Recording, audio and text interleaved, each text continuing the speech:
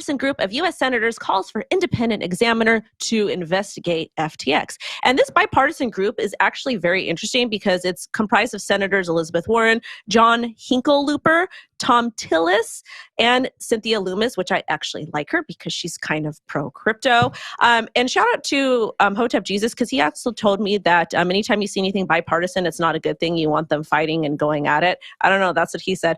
But anyways, the 4 U.S. senators sent a letter to the bankruptcy judge calling for independent examiner to be appointed to the case. And they're urging the judge to support a motion to appoint an examiner to have full authority and resources to conduct an objective investigation of the activities that led to the collapse. And they argue that the current advisor, Sullivan and Cromwell, advised FTX for years leading up to its collapse, and one of its partners even served as FTX's general counsel. That seems like a conflict of interest to me. But just in the bankruptcy hearing today, Delaware Judge John Dorsey called the letter inappropriate intervention in banking proceedings, which won't sway judicial decisions. Jen, I need your opinion on this because it's kind of a heavy topic and it's a lot to chat about. Yeah, so I read this story and I was like, oh yeah, I totally agree with the senators. And then I read the judge's stance and I was like, yeah, I totally agree with the judge. So let's talk about Sullivan and Cromwell first, right? So they assisted FTX leadership in identifying issues. They're assisting the current FTX leadership in identifying issues. The senators are saying that they're not a disinterested party because they've been working with FTX for a really long time. And some of their partners have even served as general counsel for FTX. That really does sound like a conflict of interest. But at the end of the day, I think my opinion here is that the judge is right, that this should all come out in court. Everyone should have a chance to respond to any of these matters. And it seems like the court is compiling lots of different witnesses who can speak to or against this, and it should all play out in court. It shouldn't be swayed by senators. So I stand with the judge here. I know yesterday we learned that the former FTX chief of engineering is also wanting to cooperate with the feds now when it comes to FTX and Sam Bankman-Fried's political donations. That former chief of engineering did make political donations to the Democratic Party in the millions. And so I think that there's going to be enough evidence and people who come out to speak on the ongoings that we don't really need the senators to interrupt. Will, what do you think?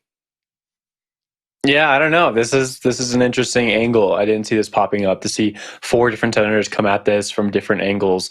Also bipartisan, as you mentioned, Wendy, which is a pretty rare thing to see on Capitol Hill. And they are disinterested or not disinterested parties, right? The former general counsel for FTX. So that does make it a bit of a head scratcher. At the same time, the judge overseeing this has the ability to make a decision on top of whatever evidence is in front of them. So best of luck to all of that. I do want to turn over to the new information we have from the Chapter 11 filings, which is they found about $5 billion in liquid assets, which is a pretty significant amount of money, right? Because if we go back to the Chapter 11 documents themselves, say between $1 and $10 billion in liabilities were outstanding to multiple different creditor parties, and $5 billion found.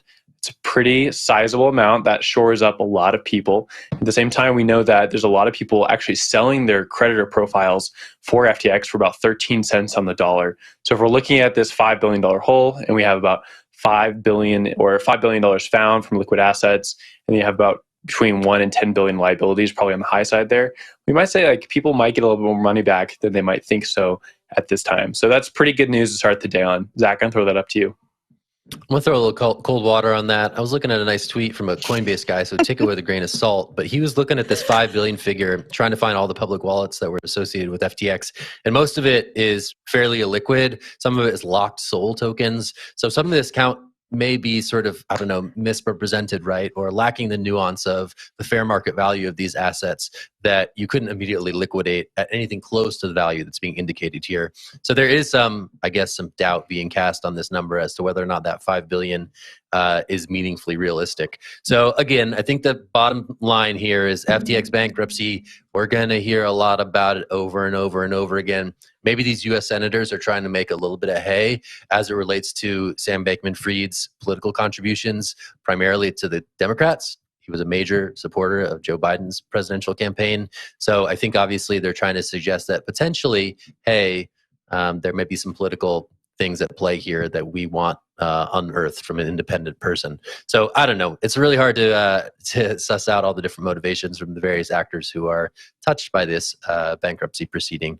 And we're going to hear a lot of these little updates over the next weeks, months, and potentially even years. Crazy to think about. Wendy, last thoughts on this one? Really quickly, I used to work for collections, and I have a very, very good friend that does like bankruptcy collections. And if you can get 33 cents on the dollar back or to the people, that's actually good. So the 13 cents figure does make sense because people are probably thinking there's literally nothing there. So if you can get anything back at all when a crypto exchange goes down, yay.